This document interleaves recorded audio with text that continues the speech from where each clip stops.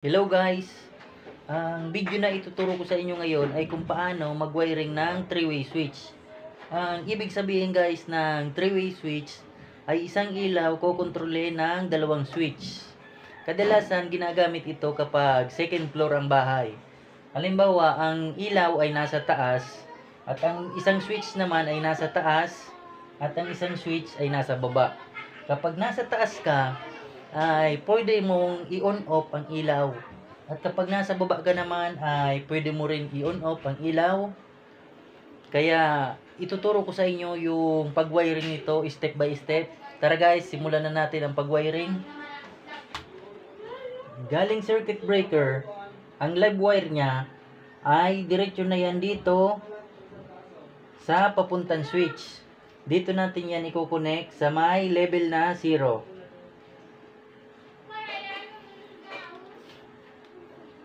At ito namang dalawang wire na ito ay, ang tawag dito ay traveler. Dito natin yan i-connect dito sa may level na 1 and 3.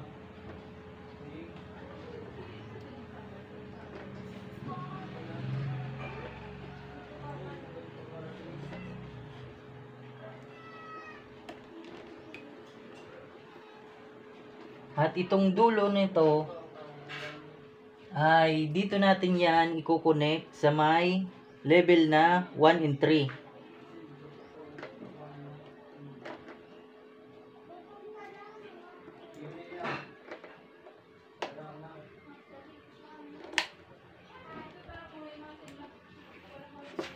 At ito namang wire na ito ay ang return ng switch. Dito natin yan i-connect dito sa may level na 0.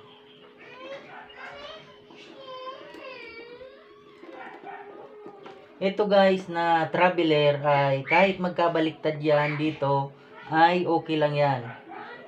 At ang return naman ng switch ay ito na yung dulo niya. Dito natin yan i-connect sa dito sa inner part ng receptacle.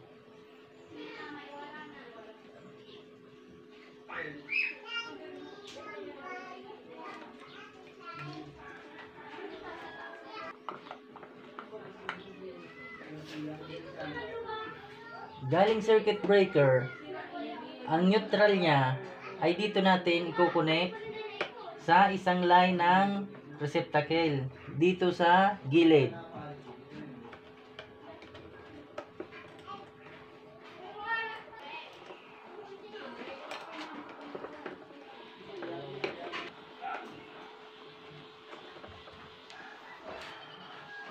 Ipasok na natin to dito.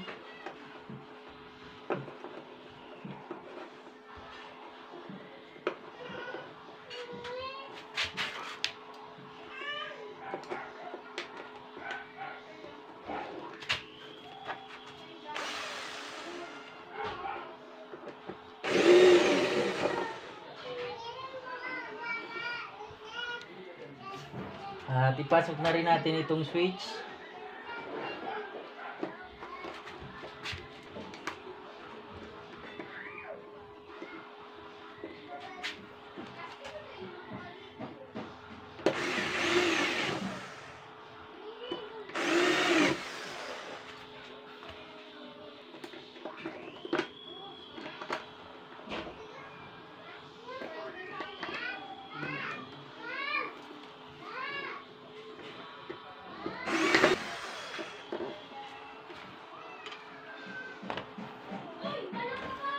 Takpan na natin ang switch.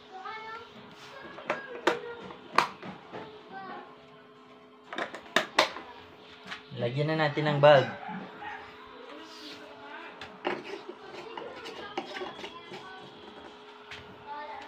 I-on natin ang circuit breaker. I-on natin ang switch.